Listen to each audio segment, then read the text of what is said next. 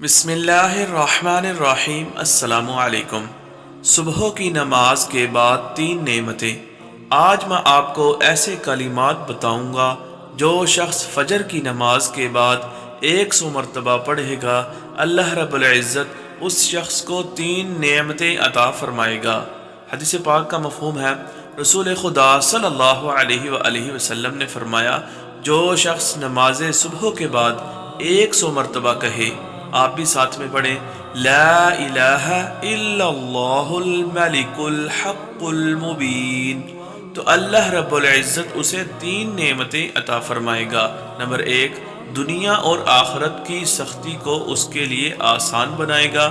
Number 2، شیطان اور حاکم کے شر سے پناہ دے گا۔ نمبر 3، کسی گناہ کی وجہ سے اس کا ایمان زائل نہیں ہوگا۔ اللہ رب العزت سے دعا ہے کہ اللہ پاک نماز فجر پڑھنے کی توفیق عطا فرمائے اور اس کے بعد ان کلمات کو پڑھنے کی توفیق عطا فرمائے۔ آمین۔